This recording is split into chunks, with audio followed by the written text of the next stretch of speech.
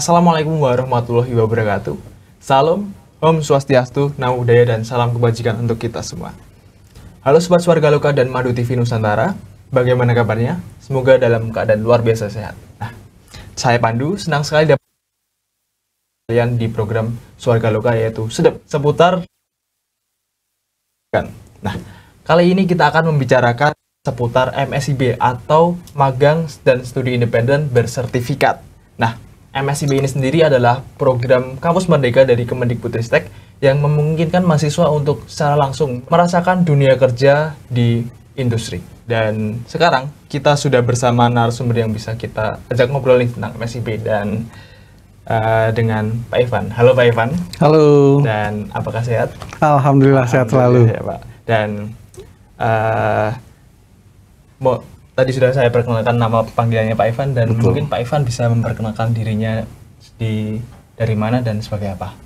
Ya, perkenalkan, nama saya Ivan Wijaya. Saya di Dinas Kependudukan dan Pencatatan Sipil Kota Surabaya diberi amanah sebagai Kepala Bidang Pemanfaatan Data dan Inovasi Pelayanan. Kebetulan bidang kami yang diberikan amanah oleh Pak Kadis untuk melaksanakan menjalankan program MSIB ini. Oh, berarti dari Pak Kadis memberikan amanah ke Bapak dan teman-teman semuanya, Pak? Iya, betul. Nah, saya ingin bertanya, Pak. Sebenarnya MSIB itu sendiri dalam sudut pandang di Dukcapil ini apa ya, Pak? MSIB Magang Studi Independen Bersertifikat. Kalau di kami sebetulnya kami fokus di magangnya. Magang. Yang mana magang ini merupakan bentuk pembelajaran khusus. Jadi kita memberikan kesempatan kepada mahasiswa, khususnya sudah semester 5 minimal, untuk S1 ya, untuk bekerja secara komprehensif di bidang kependudukan dan pencatatan sipil. Jadi kami memberikan sarana, ruang seluas-luasnya untuk mahasiswa mengembangkan dirinya, mengembangkan wawasannya. Begini loh dunia kerja itu. Jadi ini bisa menjadi satu bekal pada nanti saatnya lulus dan memasuki dunia kerja yang real. Seperti itu kurang lebihnya. Luar biasa ya, Pak. Dukcapil ini bisa memberikan kesempatan bagi mahasiswa. Dan kalau boleh tahu, sejak kapan Pak di Dukcapil ini membuka kesempatan bagi mahasiswa untuk merasakan secara langsung dunia kerja ini, Pak? Kalau untuk MSIB-nya sendiri, kami menjadi mitra flagship dari Kemendikbudristek itu sejak batch 3 di mulai Agustus 2022. Tetapi kami sendiri sebetulnya sudah hendak ikut itu sejak batch 2, tapi kami waktu itu terlambat mengajukan proposal. Jadi pada saat itu kami belajar dulu lah bagaimana melakukan program semacam MSIB ini, tapi skalanya baru skala Kota Surabaya. Jadi kami mengundang kurang lebih 18 kampus untuk aktif dalam MSIB versi lokal. Tentu ada bedanya saat kami sudah mulai masuki batch 3, di situ kami mulai mengajukan proposal dan disetujui, kami menyiapkan silabus, kami menyiapkan pembekalan, pelaksanaan, evaluasi, sampai dengan nanti pelaporan kepada tim dari MSIB Kemendikbudristek. Dan sejak itulah kami secara kontinu tidak pernah absen untuk terus menjadi mitra flagship dari MSIB. Jadi kami sudah mengikuti 3 kali MSIB batch 3, batch 4, dan sekarang di batch 5. Oke. Berarti sudah jalan yang ketiga ini kali ya, Pak? Iya, kami yang ketiga ini. Sejak Agustus 2022 ya, Pak, apakah ada tantangan tersendiri bagi Bapak dan teman-teman di Dukcapil ini untuk menghadapi teman-teman yang masih mahasiswa gitu, Pak, dan tantangannya itu seperti apa? Tiap angkatan hampir sama sebetulnya. Tantangannya juga umum. Yang paling umum itu ada 3 hal. Yang pertama tentu pada saat kami melakukan proses perekrutan. Di batch 3 dan batch 4 tempo hari diawali dari kami dulu, kami yang memilih. Baru nanti ditentukan apakah dia eligible atau tidak. Kalau di batch 5 ini sudah mulai lebih lancar karena sejak pertama kali seleksi administrasi sudah dilakukan oleh teman-teman dari tim MSIB. Sehingga kami bisa dikatakan kami terima yang matang saja. Yang tidak eligible pasti tidak akan kami pilih, kami tidak akan seleksi. Proses seleksi yang pertama itu tentu agak rumit karena ternyata pendaftarnya banyak banget. Jadi dari kuota yang terus meningkat, terakhir di batch 5 ini kuota kami 400, itu yang mendaftar sudah hampir 8.000 orang. Itu tantangan pertama dari proses seleksi. Yang kedua, tantangannya adalah saat proses pembekalan dan mobilisasi. Karena saat pembekalan dan mobilisasi itu kadang-kadang jadwalnya beda-beda. Terutama untuk mahasiswa yang berasal dari luar provinsi. Karena kan mekanisme mobilisasi itu semua dibantu oleh teman-teman dari pusat. Dan ternyata tidak semua ketersediaan tiket atau ketersediaan angkutan itu bisa memenuhi jadwal yang diinginkan oleh mahasiswa. Bisa jadi tanggal tersebut ternyata tidak ada penerbangan atau bagaimana. Itu kesulitan kami yang kedua, karena untuk proses itu akhirnya kami sepakati untuk pembekalan, kami lakukan dengan mekanisme hibrid. Jadi yang khususnya yang sudah bisa datang ke kota Surabaya, khususnya biasanya mahasiswa yang kampusnya dari Surabaya atau sekitarnya, Jawa Timur gitu, kami minta untuk datang ke kantor untuk menerima pembekalan, sedangkan yang dari luar provinsi tentu kami lakukan dengan metode daring. Jadi kami siapkan sistem hibrid. Dan untuk itu alhamdulillah semua bisa berjalan lancar. Yang karena kasus-kasus tertentu ada, misalnya pada saat apel dipimpin oleh Pak Wali Kota untuk penempatan, karena mobilisasinya belum dapat ya akhirnya nggak ikut, itu terjadi. Di setiap batch pasti terjadi. Tapi it's okay karena dia tetap juga melakukan pembelajaran dari lokasinya, dan saat sudah tiba di Surabaya langsung bekerja dengan aktif. Oh ya, gitu ya Pak. Masalah yang ketiga, pada saat pelaksanaan. Pada saat pelaksanaan ini hampir semuanya bisa menjalankan dengan baik. Iya. Kalaupun ada yang tidak mencapai target dari yang sudah kami canangkan dalam pelaksanaan, atau dalam pelaksanaannya ada hal-hal yang sifatnya non-teknis ya, iya, Pak, itu terjadi. Yang kami harapkan tentu dalam hal ini teman-teman sejak awal sudah memiliki perlindungan dari BPJS Ketenagakerjaan. Kenapa? Karena di batch 3, batch 4 itu ada pengalaman yang terjadi kecelakaan. Karena pulang kerja agak ngantuk, pulangnya mungkin agak malam, jadi dua-duanya sih kecelakaan tunggal ya, jatuh sendiri. Dan khusus di batch 4 kemarin malah ada yang operasi usus buntu di Surabaya. Jadi dia usus buntunya sudah lama, sudah setahun lebih sakitnya, tapi nggak dirasa, tapi pecahnya pas di Surabaya. Nah, kasus-kasus seperti ini yang kami harapkan diantisipasi oleh teman-teman sekalian, karena kalau masalah-masalah teknis, insya Allah adik-adik cepat kok belajarnya. Mas dan Mbak di daerah itu ternyata pada saat kami tempatkan di sini ya sama saja, nggak ada bedanya. Ternyata memang kualitas dari mahasiswanya juga sudah bagus-bagus, jadi dalam hal kerja juga bisa. Tapi untuk faktor teknis itu yang jadi kendala biasanya. Dan jangan lupa di akhir periode pasti ada mahasiswa yang targetnya tidak terpenuhi. Tapi nggak banyak. Pasti ada yang kewajibannya tidak dilaksanakan. Tapi nggak banyak. Jadi secara overall gitu lebih dari 95% itu baik-baik saja. Dan nilainya juga bagus-bagus. Dan nilai tadi kan nanti dikonversi ya sebagai 20 SKS. Makanya kami juga harus memastikan bahwa selama bekerja di sini dengan bisa melaksanakan hal teknis dengan baik, sehingga nanti pada saat pulang dikonversi oleh kampus, nilainya juga bisa dioptimalkan. Itu sih kalau kendala-kendala yang sulit. Berarti dari beberapa tantangan tadi Pak, mulai dari apa tadi, yang hybrid, terus mobilisasi dan bahkan kecelakaan kerja dan lain-lain itu bisa dihadapi di Sukcapil dengan baik ya Pak, secara keseluruhan. Ya tentu, memang kami berusaha untuk bisa menjalankan dengan baik tanpa halangan apapun, tapi kalau shit happen gitu ya kami harus hadapi. Dan tentu kami akan berusaha untuk menghadapinya dengan solusi yang terbaik pula. Oh iya. Baguslah, Distrik Capil sudah sepertinya mantap untuk mengikuti program MSIB ini. Dan dari tantangan-tantangan itu tadi Pak, dengan tantangan-tantangan yang ada, apakah mahasiswa ini juga yang kalau tadi tantangan, kalau sekarang pencapaian Pak? Apakah ada pencapaian di Dukcapil setelah menggait mahasiswa-mahasiswa dari seluruh Indonesia di program MSIB ini? Ya, tentu ada. Pencapaian-pencapaian yang paling membanggakan bagi kami adalah dua hal. Yang pertama, kami bisa memberikan pelayanan yang lebih baik untuk warga kota Surabaya.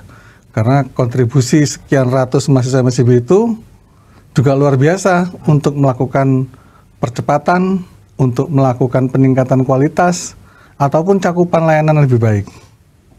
Itu jelas sangat membantu tugas-tugas kami di dalam melaksanakan pelayanan administrasi kependudukan untuk warga kota Surabaya. Yang kedua, untuk kami dalam membantu adik-adik MSIB, Mas dan Mbak semua yang ada di sini, itu juga sangat membahagiakan. Karena apa? Karena di sini ada simbiosis mutualisme, di mana kami dibantu dengan kinerja yang baik. Kami juga berharap kami bisa membantu memberikan pengalaman dan memberikan, ini kalau masalah pembekalan teori saya rasa sudah selesai dalam 2 minggu ya. Tapi justru selama berjalannya periode MSIB hampir 5 bulan tersebut, kami bisa banyak memberikan bekal-bekal yang sifatnya soft skill. Karena kebanyakan ternyata yang dikeluhkan oleh user nanti di pasar kerja itu kebanyakan kalau di tahun-tahun terakhir ini adalah soft skill. Dan kami yakin dengan mahasiswa-mahasiswa yang hadir membantu kami di sini, karena salah satu tugasnya adalah melayani warga, tentu akan banyak menerima tantangan, banyak menerima cobaan, sehingga secara soft skill mereka juga akan kuat. Khususnya dalam memberikan pelayanan yang membahagiakan untuk warga. Ini tidak hanya berperan untuk nanti seandainya setelah lulus bekerja di sektor publik. Di sektor swasta pun juga begitu, sama saja. Karena soft skill itu ternyata sekarang yang lebih menjual, termasuk pengalaman kerja, pernah magang di mana, punya pengalaman apa. Itu lebih bermanfaat daripada pernah menjadi ketua BEM gitu. Itu tidak terlalu bermanfaat ternyata di dalam dunia kerja. Tidak bermanfaat ya Pak. Tapi kalau pernah magang di mana, mengerjakan apa, itu dinilai lebih tinggi oleh pemberi kerja. Pemberi kerjanya itu. Jadi ada simbiosis mutualisme di situ. Oh ya. Berarti dari beberapa prestasi tadi, capaian tadi, mungkin dari sistem di Dukcapil yang semakin cepat dan baik itu tadi Pak. Dari kualitasnya pasti juga kita akan membicarakan kuantitasnya Pak. Kalau kuantitasnya sendiri, saya ingin bertanya Pak. Untuk mahasiswa MSIB ini mulai dari tahun yang sebelumnya mungkin batch 3, batch 4, dan batch 5 ini, berapa mahasiswa yang telah mengikuti program MSIB ini Pak? Kalau bicara kuota, di batch 3 ataupun batch 4 itu sama kuota kami. Kami mengajukan proposal kami itu di angka 367. Ya, kurang lebih segitulah. Tapi ternyata di batch 3 sendiri, karena tadi yang saya bilang faktor eligibilitas itu ditaruh di terakhir, dan saat itu juga ada kesempatan bagi satu orang mahasiswa untuk melamar di banyak mitra. Akhirnya kami mungkin karena nama kami juga baru masuk sebagai mitra di batch 3 ya, jadi tidak terlalu dikenal meskipun pelamar banyak. Tetapi yang akhirnya benar-benar menerima offering dari kami, itu ternyata hanya sejumlah 280-an, ada yang mundur di tengah jalan. Jadi total yang lulus itu sesuai dengan laporan kami ke Kementerian Dikbudristek program MSIB itu sejumlah 277.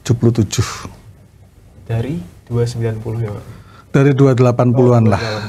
Yang saat itu kami offering dan menerima. Sedangkan untuk batch 4, karena kami juga mulai banyak dikenal, akhirnya yang saat itu menerima offering kami dan menyelesaikan dengan baik, jumlahnya sekitar 334. 334. Betul. Di batch 5 ini kuota awal kami adalah 400 sebetulnya. Sebenarnya 400. 400, tetapi kemarin ada yang setelah kami offering sudah menerima, Iya. padahal ini offering sudah tutup ya. Iya, Pak. Tapi dia belum ikut apapun, dia batal. Oh. Satu orang batal karena alasan keluarga. Iya. Dan setelah berjalan, ada pembekalan sampai dengan hari ini. Kalau nggak salah minggu kemarin tuh mundur lagi. Jadi total sekarang yang masih mengikuti program ini ada sekitar 397. Oh. Dan kami harap nanti sampai dengan akhir 397 ini tetap tidak berkurang lagi. Oh iya. Amin, Pak. Amin. Jadi di atas hampir 300-an semua ya, Pak. Bahkan sampai 400 di MSIB batch kali ini, Pak. Ya, kalau kuota sih memang kami dapat lumayan ya. Tapi kan yang kita bicarakan kalau batch 3 kemarin yang menyelesaikan dengan baik Ya. sampai tuntas. Ya. Sedangkan yang di batch 5 ini kan belum, tapi saya harap sih tidak berkurang lagi. Ya. Dan kalau melihat jumlah yang banyak tadi, Pak, saya boleh tahu nggak, Pak, kalau mahasiswa itu dari jurusan apa saja, Pak, yang bisa melakukan MSIB di Sukcapil ini, Pak? Macam-macam ya. Ya. Macam-macam. Yang pasti sih, yang hampir pasti kita terima, tidak akan kita tolak. Oh. Itu pasti dari jurusan demografi dan pencatatan sipil. Oh. Itu hanya ada satu prodi di Indonesia. Oh. Satu prodi di Indonesia ya, Pak? Iya, itu tidak akan kami tolak, pasti kami terima. Selaras dengan di Sukcapil. Betul, jurusannya aja, prodinya aja, prodi demografi dan pencatatan sipil. Mana lagi kolamnya yang paling cocok kalau bukan di sini. Ya. Sedangkan untuk yang lain-lain, misalnya untuk ini deh teman-teman yang di sini, ini kan di branding development ya. Ya, Pak. Branding development. Ada dua, ada branding crew sama media spesialis ya. Ya. Tentu yang kami terima yang berhubungan dengan kedua core tersebut, misalnya apa? Misalnya dari ilmu komunikasi, atau yang sejenis lah, Ya, macam-macam sih. Tidak harus dari satu jurusan tertentu. Kami tidak melihat jurusan tertentu, tidak, karena kami anggap aja yang sejenis lah seperti itu. Ya. Dengan posisinya masing-masing. Iya, dengan jurusan masing-masing, prodinya masing-masing. Sedangkan yang untuk legal, Ya. pasti kami ambil dari ilmu hukum. Oh, ilmu hukum. Ya, dari fakultas hukum, universitas manapun pasti kami terima. Contoh lagi yang misalnya kalau untuk arsivaris, Iya, Pak. tentu yang kami utamakan dari jurusan arsivaris dan kepustakaan. Oh iya. Meskipun tidak untuk kemungkinan dari jurusan-jurusan yang lain kami terima. Misalnya dari FISIP, administrasi negara, administrasi publik, atau dari administrasi niaga, itu bisa kami terima. Oh iya. Lalu untuk yang Kalimasada, pelayanan administrasi kependudukan di kelurahan, kecamatan, Ya, Pak. itu hampir semua jurusan kami terima. Hampir semua jurusannya, Pak. Hampir semua jurusan. Ekonomi, khususnya yang dari ini ya, ilmu ekonomi dan studi pembangunan, Oh. atau yang jenis. Iya. Ilmu komunikasi juga tetap masuk di situ, karena kan berhubungan dengan masyarakat ya. Masyarakat. Ya, administrasi negara juga kami terima. Terus kalau CRM kami juga menerima dari mungkin dari informatika atau apa. Jadi istilahnya yang paling banyak tentu bukan dari prodi teknis. Ya. Yang paling banyak mungkin dari prodi-prodi sosial begitulah. Tapi sebetulnya tidak ada, kami tidak mengunci harus jurusan ini, harus jurusan itu, tidak. Oh iya. Yang sejenis pun, yang setara pun kami terima. Seperti itu. Berarti hampir jurusan secara keseluruhan, tapi juga melihat kesejenisan dengan bidangnya itu masing-masing ya, Pak? Betul, betul. Kan nggak lucu kan, misalnya dari legal, Iya. kami isi dari jurusan mungkin teknik perkapalan, nggak mungkin dong. Iya. Nggak mungkin. Seperti itu. Ya. Kalau ini sendiri, Pak, untuk tadi bicara jurusan, sekarang untuk mahasiswa itu sendiri, apakah ada syarat-syarat tertentu untuk mahasiswa itu dapat mengikuti magang di Disdukcapil ini sendiri, Pak? Oh iya, tentu ada syarat-syarat tertentu. Syarat-syarat tertentu pasti dia harus eligible, seperti yang ditentukan oleh teman-teman dari MSIB, program MSIB di Kemendikbudristek. Apa itu? Yang pasti KTP ya. KTP. Pasti diminta KTP kalau nggak salah sama teman-teman itu. Lalu ada kurikulum vitae, Oh ya, transkrip nilai, lalu surat rekomendasi, SPTJM, dan itu dilakukan di awal, itu diperiksa di awal. Yang untuk batch 5 ini. Oh ya. Jadi kalau ada dokumennya yang mungkin diduga palsu atau dianggap tidak komplit, baik itu secara kuantitasnya ataupun secara kualitasnya, misalnya kalau kita bicara masalah rekomendasi gitu, ada kalimat-kalimat yang diubah, padahal kalau contohnya congkrongannya sudah ada tuh. Nah, misalnya kampus memberikan rekomendasi mahasiswanya untuk mengikuti program MSIB dan tidak akan melakukan kuliah, kayak gitu kan. Iya. Tapi ternyata dilanggar baik itu oleh mahasiswa atau mau prodinya sendiri, misalnya itu dilakukan kuliah juga, itu kan enggak mungkin ya. Iya. Karena di awal dari surat rekomendasi maupun SPTJM dari mahasiswanya itu sudah menyatakan. Artinya kalau rekomendasi yang dari kampus menyatakan yang seperti itu, SPTJM dari mahasiswa yang seperti itu kan harusnya klop ya. Iya. Seperti itu. Jadi dokumen-dokumen itu yang dipersyaratkan yang utama. Selain memang kalau dokumen administratif, kami juga meminta tadi itu untuk beberapa hal kami melakukan interview, kami melakukan review proses rekrutan, termasuk kami juga menilai untuk memberikan semacam soal umum. Kira-kira mahasiswa ini meskipun IP-nya tinggi 3,99 barangkali, tapi dia saat melamar hanya sekedar melamar, tidak melakukan riset, tidak melakukan di Disdukcapil itu apa sih job yang saya mau lamar ini, misalnya social media spesialis itu apa sih gitu. Itu asal aja ya tentu kami juga tidak akan terima. Jadi selain administratif yang awal diselesaikan oleh teman-teman dari tim MSIB Kemendikbudristek, untuk yang hal-hal yang sifatnya untuk proses rekrutmen dari tes, termasuk dari tadi pemahaman tentang mitra kami sendiri itu seperti apa dari mahasiswa, tentu berbeda ya. Kami akan lebih mudah menerima mahasiswa yang sudah paling enggak dia searching lah. Di Disdukcapil ini harus ngapain dia? Oh, iya, Pak. Di kegiatan ini dia harus ngapain? Nah itu kami berikan kesempatan yang lebih tinggi. Oh ya, ngomong-ngomong tentang tadi Pak, tadi sudah disebutkan beberapa proses bagaimana caranya mendaftar di magang MSIB ini, Pak. Nah, secara apa itu, Pak? Urut. Sebenarnya bagaimana sih untuk caranya kita mendaftar ke MSIB ini sendiri? Yang pasti semua pendaftaran, seperti juga kami saat mengajukan proposal, itu melalui platform yang telah disediakan oleh teman-teman dari Kemendikbudristek. Mahasiswa pun saat melakukan pendaftaran juga harus mendaftar ke akun tersebut. Setelah punya akun di platform tersebut, tentu mengupload semua syarat-syarat tadi yang di awal saya sebutkan. Setelah dinyatakan eligible, baru dilakukan proses seleksi, verifikasi, baik itu oleh tim MSIB terkait administratif tadi, ataupun dari mitra dari kami untuk tadi memberikan pertanyaan-pertanyaan awal, interview kalau untuk beberapa case. Dan selanjutnya tentu mahasiswa juga harus lolos tes kebinekaan. Tes kebinekaan ya? Ya, tes kebinekaan itu sebetulnya sifatnya umum sih. Untuk mengetahui sebetulnya seberapa NKRI-nya kah kamu? Oh iya. Seberapa nasionalismenya kah kamu?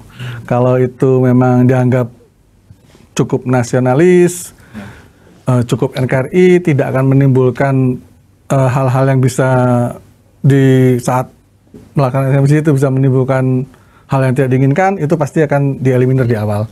Salah satunya melalui tes kebinekaan itu, Dan lalu setelah selesai kami offering ya. Ya. Offering ini ada mahasiswa yang ternyata menerima offering lebih dari beberapa mitra. Disitulah mahasiswa diberikan kesempatan untuk memilih. Maksimal 3 hari offering itu kalau tidak diterima, maka dianggap pas. Dan tentu kami berharap selama proses offering kami berikan, mahasiswa bisa segera merespon dan menerima. Jadi di sini memang ada ya kesetaraan lah. Dan kesepakatan bahwa kamu saya offering dari mitra dan mahasiswa, oh iya, saya menerima offering kamu. Disitulah kesepakatan atau kontraknya terjadi dan nanti tentu harus mengikuti onboarding nasional dan juga pembekalan yang harus kita siapkan. Karena kami nggak mungkin dong menerjunkan mahasiswa langsung bekerja tanpa diberikan bekal apapun bahwa ini loh dasar teorinya, ini caranya, dan nanti kalau menghadapi kendala-kendala seperti ini itu harus disiapkan dulu sehingga nanti pada saat turun di setiap kegiatannya nggak kaget.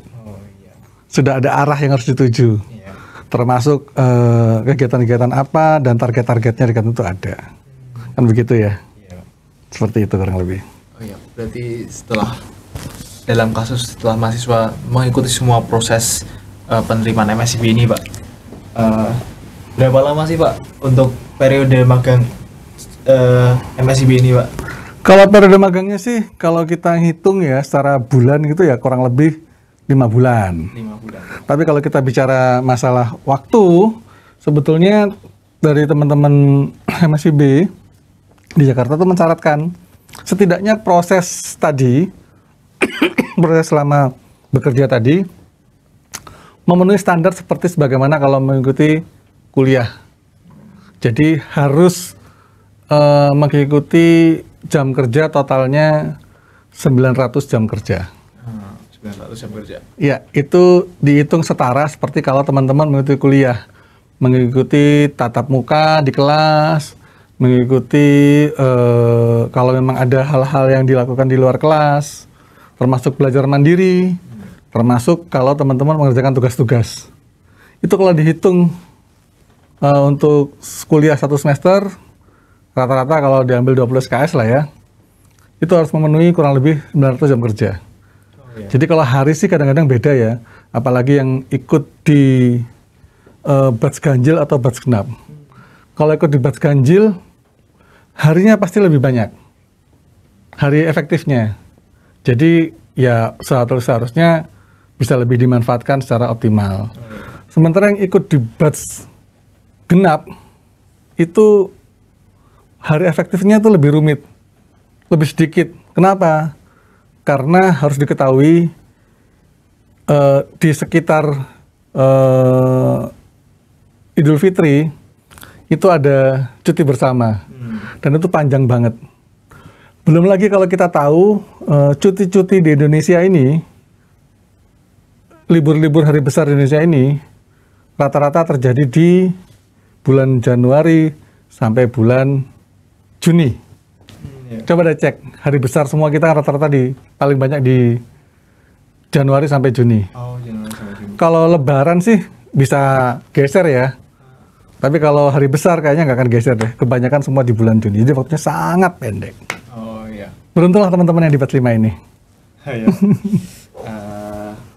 Mungkin satu pertanyaan lagi, Pak, sebelum break kita. Keuntungan apa saja yang mahasiswa dapatkan, Pak, saat mengikuti program MSIB ini sendiri, Pak? Keuntungannya ada 3. Yang pertama, teman-teman dapat pengalaman kerja.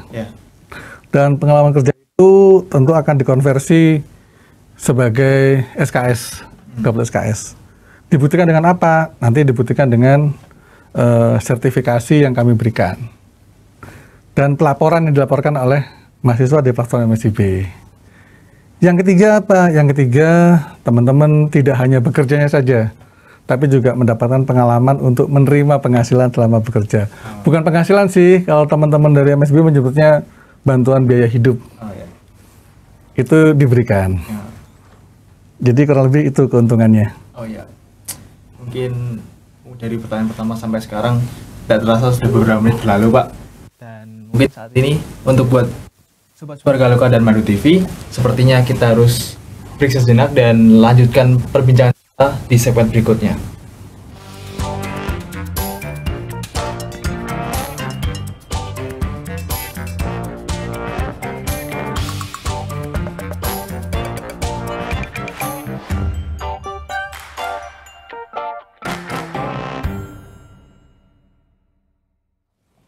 Halo Sobat Suara Lokal dan Madu TV Nusantara. Masih bersama saya Pandu di program Sedep seputar dialog administrasi kependudukan. Masih bersama narasumber kita, Pak Ivan sebagai MSIB-nya Disduk Capil Surabaya.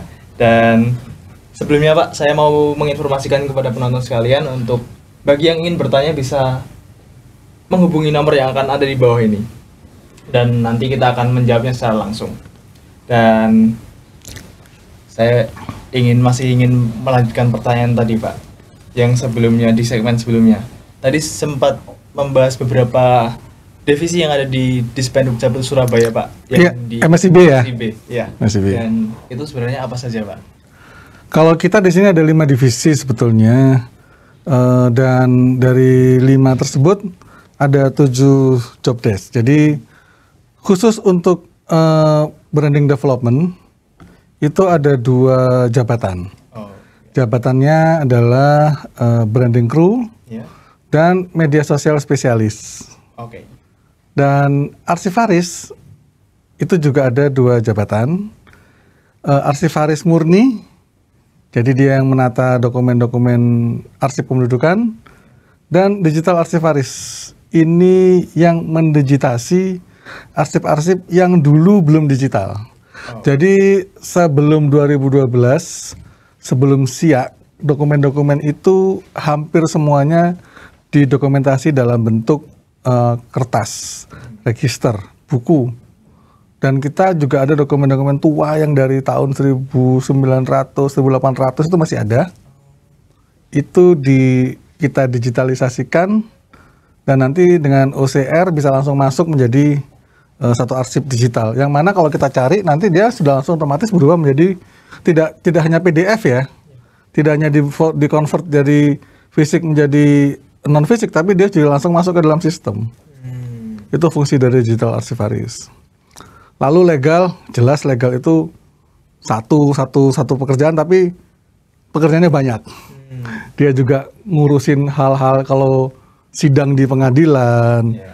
Juga mempelajari aspek-aspek legal kalau memang dibutuhkan, karena juga terjadi apabila ada hal-hal yang berhubungan dengan hukum yang memang itu melibatkan dia. Jadi memang ini jobnya cuma satu, pekerjaannya jabatannya cuma satu, tapi dia pekerjaannya banyak banget, mencakupnya luas.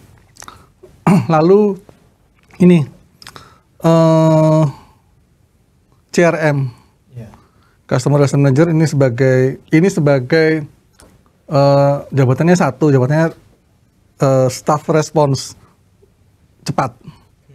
Jadi dia selain menjawab pertanyaan-pertanyaan, keluhan-keluhan, baik melalui telepon, melalui media sosial, termasuk dia yang akan meresponnya, membantu merespon untuk menyelesaikan permasalahan atau keluhan yang dikeluhkan oleh warga.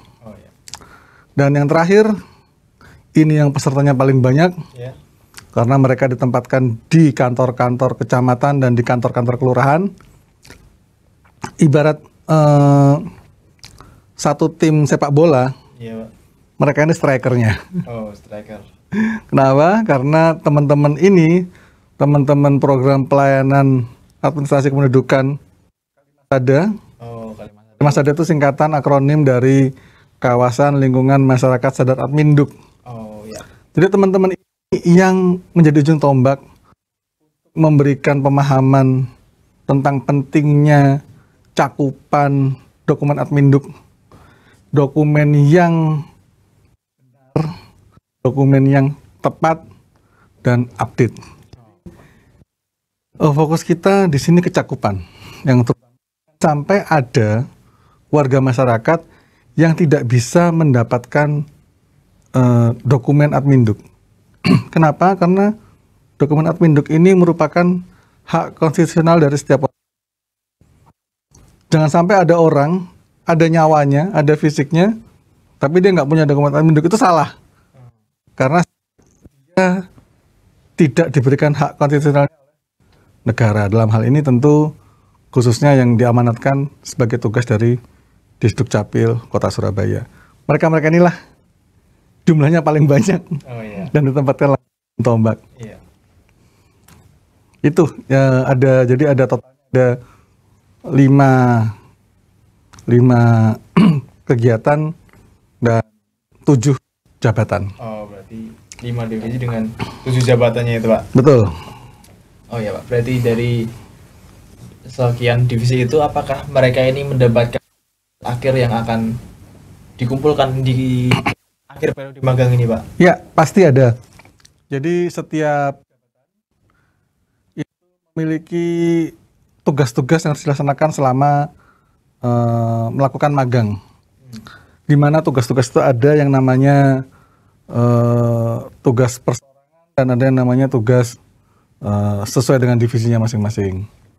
Dan nanti setiap orang punya kewajiban untuk membuat laporan akhir selama dia magang di Disdukcapil Surabaya. Lalu dia menyampaikan laporan tentang tugas-tugasnya dia selama di Disdukcapil Surabaya, dia juga harus memberikan informasi sesuai dengan disiplin ilmunya apa yang telah diberikan. Termasuk nanti di dalam laporan tersebut juga ada kami minta saran dan masukan untuk perbaikan layanan Disdukcapil Kota Surabaya. Seperti itu. Oh ya, berarti dengan adanya tugas akhir dan beberapa yang baik itu umum maupun general umum itu tadi maupun secara Khusus ya. khusus Ya, setiap divisi masing-masing ya, Pak. betul. Nah, dari segmen sebelumnya juga dengan adanya banyak pendaftar dan yang diterima cuma beberapa itu, Pak. Kenapa sih, Pak, MSIB ini sangat diminati oleh mahasiswa, Pak? Kenapanya saya juga nggak tahu. Ya. Tapi kalau berdasarkan informasi yang saya terima, karena memang sekarang itu ada perubahan mindset. Jadi kalau dulu ijazah itu sangat penting. Bahkan kalau kita tahu S1 itu kalau orang bisa sekolah sampai dengan S1 sampai sarjana itu luar biasa dan pintu pekerjaan terbuka lebar. Tapi kalau sekarang enggak. Sekarang itu harus diakui lulusan S1 itu banyak banget. Kampus Indonesia ini banyak banget. Dan beberapa jurusan bahkan ada yang sampai lulusannya banyak banget. Melebihi dari kebutuhan dunia kerja. Sehingga nggak diserap. Nggak bisa terserap. Nah, oleh karena itulah Mas Menteri pernah menyampaikan untuk mencapai hasil yang luar biasa tentu dibutuhkan cara-cara yang juga luar biasa. Jadi cara-cara yang lama sudah nggak berlaku lagi. Dan sekarang dibikinlah program MSIB. Kenapa dianggap penting? Karena ini memberikan pengalaman kerja langsung kepada mahasiswa. Dan pengalaman kerja ini ternyata bisa menjadi faktor pendongkrak dia penentu dia diterima atau tidak nanti di dunia kerja. Seperti tadi saya bilang, pernah jadi apa, Mas? Saya pernah jadi ketua BEM. Ketua BEM itu belum tentu bisa dia akan diterima kerja juga. Tapi kalau punya pengalaman kerja apa, Mas? Misalnya yang dari branding development inilah. Mau ngelamar di RCTI gitu misalnya. Atau mau melamar di Jawa Pos misalnya. Oh, saya pernah magang di Disdukcapil Surabaya, saya 5 bulan, saya pernah lama 2 batch mungkin kayak gitu. Itu mengikuti magang di sini juga saya langsung terjun beraktivitas seperti ini. Nah, itu akan menjadi pengalaman lebih. Wah, ini pernah nih udah punya pengalaman nih. Belum lagi soft skill. Karena soft skill itu tidak bisa dipelajari secara otodidak. Soft skill itu terjadi karena ada hubungan interaksi, ada sosialisasi, baik itu dengan teman-teman sesama divisi atau dengan hubungan dengan orang lain, dengan divisi yang lain, dengan pimpinan. Itu tentu akan membawa nuansa yang berbeda. Karena tanpa berhubungan dengan orang lain, soft skill nggak akan bisa didapat. Seperti itu. Jadi sepertinya itu yang membuat MSIB jadi diminati. Karena dia punya keunggulan komparatif, yaitu kalau dibawa sebagai satu bentuk pengalaman di dunia kerja, sertifikat pengalaman kerja itu lebih bermanfaat. Sama lah seperti kalau seandainya teman-teman, saya punya ijazah S1 Pak, semua juga sama punya ijazah S1. Saya punya sertifikat keahlian ini Pak, oh yang ini nggak punya, kan beda. Dan dengan menunjukkan sertifikat MSIB, pengalaman kerja magang di sini sebagai apa, itu diharapkan bisa menjadi keunggulan komparatif dari mahasiswa yang mengikuti program MSIB. Seperti itulah kurang lebih. Oh ya, kurang lebih seperti itu ya Pak. Berarti diminati karena memang ada keuntungan untuk masa depannya ya Pak. Oh iya, itu yang paling utama. Kalau masalah bantuan biaya hidup, masalah sertifikat itu wajar lah. Itu kan sesuatu yang normal lah yang harus diberikan. Iya Pak. Dan saya juga sebenarnya penasaran Pak. Selama mahasiswa mengikuti program MSIB ini, apakah mahasiswa itu boleh mengikuti kegiatan perkuliahan di kampus Pak? Ya, kita beruntung saat pembekalan kemarin di Kota Surabaya bisa menghadirkan Pak Ketua Program MSIB Kemendikbudristek, Pak Wahyu Hari Haji. Oh, iya. Dan saat itu ada pertanyaan yang ditanyakan oleh mahasiswa langsung kepada beliau. Pak, boleh nggak kami selama mengikuti magang, kami juga berkuliah? Oh begitu ya. Dan pertanyaan itu dijawab tegas oleh beliau, tidak. Jadi memang dari eligible administratif awal kan disebutkan tuh, dari SR surat rekomendasi yang diberikan oleh kampus, dan dari SPTJM yang diberikan oleh mahasiswanya, itu kan semacam kontrak dengan MSIB, tim MSIB, bahwa mereka memang menyatakan, baik kampus maupun mahasiswa, tidak diperkenankan melakukan kegiatan apapun di luar kegiatan magang. Dalam hal ini termasuk kegiatan belajar mengajar di kampus. Jadi kalau misalnya mahasiswa ngambil, saya mau kuliah lagi nih, ada mata kuliah saya yang cuma satu aja, meskipun satu nggak boleh. Jadi memang tugasnya harus fokus ke bekerja. Oh, fokus bekerja. Iya, fokusnya ke bekerja. Kalau belajar dilakukan, silahkan dilakukan belajar, tapi bukan dalam hubungan kegiatan belajar mengajar di kampus. Belajar secara mandiri, baik itu belajar keilmuan yang menjadi basic dari masing-masing mahasiswa. Misalnya Mas dari jurusan apa? Ilmu komunikasi. Nah, Mas boleh belajar sendiri tentang ilmu komunikasi. Ya. Ataupun belajar dalam konteks di dalam pekerjaan. Kayak gini kan, mungkin apa yang didapat di dalam divisi ini itu tidak didapatkan pengalamannya di dalam ruang kelas, di dalam ruang kampus. Jadi ya belajar itu, belajar bekerja, bukan belajar bukan belajar sambil bekerja. Oh ya. Beda ya. Ya. Jadi fokusnya adalah bekerja. Kalau kan dilakukan di luar jam kerja. Dan sifatnya belajar mandiri, bukan belajar yang terkonsep, terstruktur, sebagaimana teman-teman melakukan kuliah. Oh ya. Jadi satu poin yang penting, belajar, bukan belajar sambil bekerja, tapi bekerja sambil belajar. Ya, gampangannya begitulah. Iya gitu ya Pak. Oke, jadi kalau tadi tidak diperbolehkan untuk mengikuti pembelajaran secara langsung di kuliah, kalau mengikuti lebih dari satu program MSIB itu diperbolehkan atau tidak Pak? Sejauh yang saya tahu, teman-teman itu boleh mengikuti magang lebih dari sekali. Ya. Tapi tentu di 2 periode yang berbeda. Oh iya, berarti periodenya ini Pak. Ya, jadi misalnya teman-teman ikut di batch 5 ini kan, misalnya teman-teman semester 5, ikut batch 5. Lalu saat batch 6, nggak ikut. Oh iya. Nanti saat semester 7 di batch 7 ikut. Itu boleh. Atau berurutan.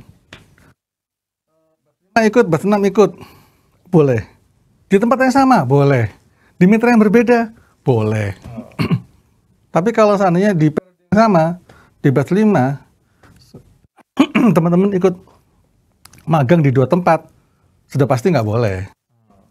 Teman-teman ikut magang dan mungkin secara administratif nggak. Oh iya. Karena saat magang pun sudah dipilah offeringnya. Saat sudah mitra, tidak akan bisa menerima offering dari mitra yang lain. Jadi sistem pun sudah disetting. Boleh, tapi di 2 periode yang berbeda. Di tempat yang sama ataupun di tempat yang berbeda. Saya ingin mengajukan pertanyaan selanjutnya, Pak. Dan selama program MSIB ini sendiri, Pak, yang harus dilakukan mahasiswa dalam mengikuti program ini apa saja, Pak? Target-target yang telah ditentukan. Jadi target-target itu untuk satu pekerjaan tertentu juga harus dipenuhi. Tidak hanya sekedar memenuhi pekerjaannya tapi targetnya nggak tercapai. Itu kan sama juga bohong. Iya. Yang ketiga, teman-teman harus menuliskan setiap kegiatannya di dalam logbook. Jadi kan ada weekly report ya, yang teman-teman harus isi paling lambat di akhir pekan dan sehingga di week berikutnya sudah dilakukan review atau approval oleh masing-masing mentor. Betul ya? Betul, Pak. Dari Nah, masing-masing. yang keempat, tentu teman-teman juga harus bisa mendapatkan sesuatu hal selama di sini, yaitu tadi mengembangkan pengalaman-pengalaman bersosialisasi, mungkin berhubungan dunia kerja seperti apa, itu harus dipelajari. Seperti itu sih kurang lebih, dan nanti di akhir periode tentu harus ada tugas akhir yang harus dilaporkan melalui platform MSIB. Oh iya. Oh iya, Pak. Oh, ternyata sudah ada pemirsa yang menelpon, Pak. Oke, silakan. Halo, ada yang bisa kami bantu? Halo, sebelumnya perkenalkan, saya Putri di Universitas UPN Veteran Jawa Timur. Mbak Putri ya? Iya, Oh, Putri. Jadi saya mau bertanya, Mak. Jadi saya ingin mendaftar magang. Nah, apakah bisa mengajukan magang mandiri tanpa melalui MSIB? Kalau misalkan bisa, mekanismenya seperti apa ya, Mas? Oke. Mungkin bisa dijawab, Pak. Oke, saya jawab ya. Mbak Putri dari UPN ya? Oke, jadi kalau masalah magang mandiri di pemerintah Kota Surabaya itu memang ada. Seperti di Siola ini kan ada, di gedung Siola ini kan ada beberapa dinas ya.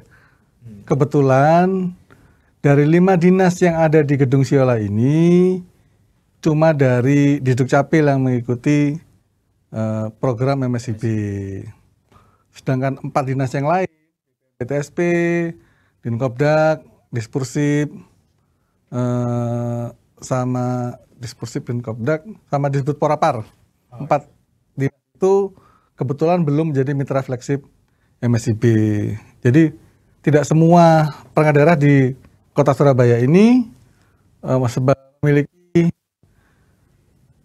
kesempatan sebagai mitra flagship MSIB. Dari kelima PD yang diberi kesempatan sebagai mitra flagship MSIB, sebagian seperti kami di Dukcapil Surabaya membatasi diri. Karena kami kan punya, MSIB saja sudah punya hampir 400 mahasiswa yang magang. Jadi sesuai dengan arahan dari pimpinan, Pak Kadis membuat satu statement, satu kebijakan. Kalau untuk magang di Dukcapil Surabaya hanya melalui, saat ini ya, hanya melalui program MSIB. Di luar mekanisme MSIB kami tidak menerima. Tapi kalau untuk skripsi saja, penelitian, kami masih menerima. Jadi belum tentu juga kayak di Kominfo, meskipun dia sebagai mitra MSIB, dia juga ternyata masih menerima beberapa mahasiswa magang di luar mekanisme MSIB. Jadi, silakan saja dimasukkan ke pemerintah Kota Surabaya, ke dinas manapun. Tapi kalau untuk di Dukcapil Surabaya, mohon maaf, saat ini hanya menerima mahasiswa magang melalui mekanisme MSIB.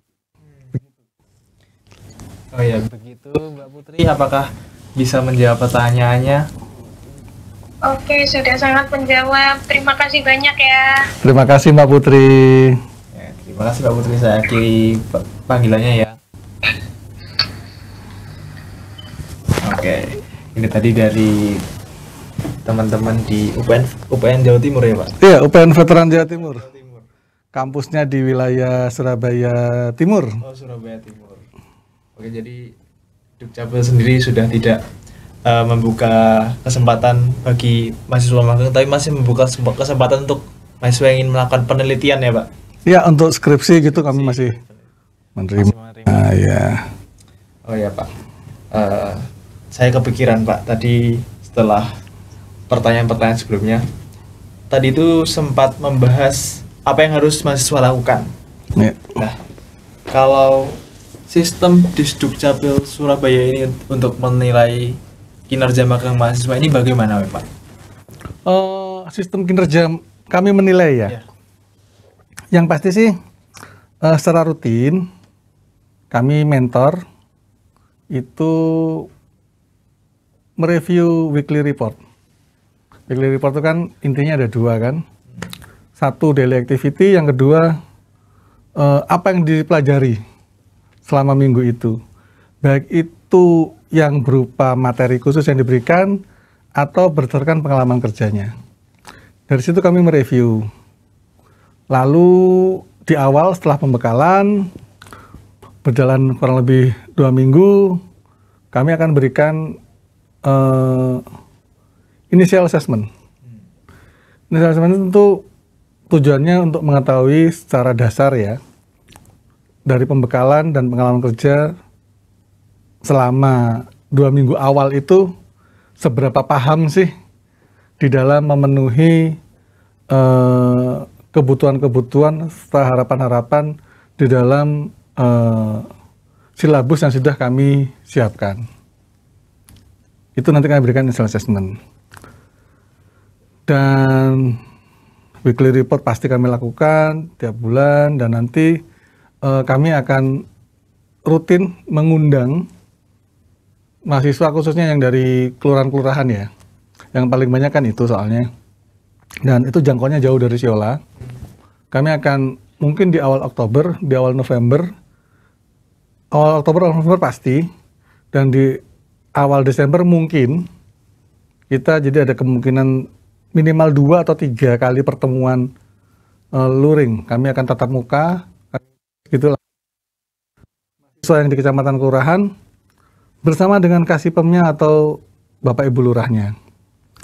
Kami akan menanyakan sebetulnya ini loh progresnya raport kalian selama 1 bulan, selama 2 bulan, selama 3 bulan. Target-targetnya yang sudah terpenuhi apa? Apa-apa yang belum? Itu kan kami tunjukkan. Kami juga tanya nanti hambatannya apa, tantangannya apa, kekurangannya apa. Itu juga kan kami tanyakan. Toh target kami sebenarnya itu bukan target maksimal ya. Target kami kan target minimal. Lebih boleh, kurang jangan, kan begitu. Nanti pasti akan kelihatan mana mahasiswa yang punya kelebihan, mana mahasiswa yang bahkan mencapai saja susah. Dan kami berusaha bersama-sama kita carikan solusi. Kami juga minta bimbingan para Bapak Ibu Lurah atau Bapak Ibu Kasipem, bagaimana caranya agar mahasiswa ini, khususnya yang di kelurahan kecamatan ya, itu bisa memenuhi semua target-target yang sudah kami tetapkan dari kegiatan-kegiatan apa yang harus dilakukan. Itu kami lakukan. Dan nanti di akhir periode ada 2 yang kita lakukan. Pertama, untuk penilaian kami memberikan final assessment. Tentu tadi kami lihat dari semua job desk yang kami berikan, apakah sudah dilaksanakan semua. Dari semua yang sudah dilakukan tersebut, targetnya tercapai berapa persen? Apakah 100%? Atau kurang? Atau justru lebih? Tentu berbeda penilaiannya. Dan nanti itu kami akan berikan final assessment. Itulah nilai final dari selama perjalanan 5 bulan. Itu yang juga harus kami tagihkan ke adik adalah laporan akhir yang harus diunggah di platform. Kenapa? Karena nanti ada tantangan setiap di situ. Jadi setiap mentor bertanggung jawab. Dan jangan lupa, selain didampingi oleh kami mentor, ada juga ada 8 DPP, dosen pendamping program. Dan setiap DPP ini, kalau mentor kan maksimal 10 orang. 10 orang. Kalau DPP ini maksimal 50 orang. Dia istilahnya seperti mentor, tapi dari sisi dosen. Jadi dia nanti, dosen pendamping program ini ada yang dari Surabaya 2 orang, yang sisanya yang 6 orang dari luar Surabaya. Jadi kemungkinan mereka berkomunikasi banyak secara daring nanti dengan teman-teman, dengan mahasiswa yang menjadi tanggung jawabnya. Laporan ini akan diterima oleh tim MSIB dari 2 sisi. Dari kami selaku mentor, pengampu pelaksanaan kegiatan MSIB di dinas, dan nanti dari DPP. Nilai itu yang total nanti akan menjadi penilaian untuk adik-adik sekalian. Dan seperti ini tadi adalah pertanyaan terakhir, Pak. Dan penelponnya nggak ada lagi ya? Iya, sudah tidak ada penelpon lagi sepertinya. Dan semoga jawaban yang udah diberikan sama Pak Ivan bisa menjawab pertanyaan yang ada di hati kita masing-masing. Tidak terasa, waktu kita sudah hampir habis. Dan sebelum saya tutup acara kali ini, mungkin Pak Ivan ada pesan untuk penonton sekalian di rumah dan ataupun dimanapun mereka berada. Ya, saya berharap untuk adik-adik Mas Mbak yang sekarang mengikuti program MSIB Batch 5 dimanapun, khususnya di Dukcapil Surabaya, bisa melaksanakan semua tugas-tugasnya dan mendapatkan hasil akhir yang baik. Dan saya harap untuk mahasiswa-mahasiswa lain yang ingin mengikuti program MSIB, monggo silahkan ikuti MSIB yang di batch berikutnya. Insya Allah kami juga tetap akan berusaha untuk menjadi mitra flagship untuk MSIB di batch-batch berikutnya. Dan tentu saya berharap dan Mbak, adik semua mahasiswa yang ikut di sini tidak hanya menyelesaikan program MSIB-nya dengan baik, tetapi juga bisa segera menyelesaikan kuliahnya dan lulus menjadi sarjana dengan baik dan cepat pula. Amin. Oke, Sobat Swarga Loka dan Madu TV, sepertinya bincang-bincang kita bersama Pak Ivan kali ini harus kita akhiri sampai di sini. Dan semoga perbincangan kita kali ini dapat menambah wawasan kita semua. Dan sekali lagi terima kasih Pak Ivan. Terima kasih. Dan terima kasih untuk Sobat Swarga Loka dan Madu TV yang telah menyaksikan program ini sampai saat ini. Dan jangan lupa, siaran ini dapat dilihat secara ulang melalui YouTube channel Swarga Loka, dan Anda dapat melihat program-program lain di channel YouTube Swarga Loka SUB. Dan sampai jumpa dan terima kasih.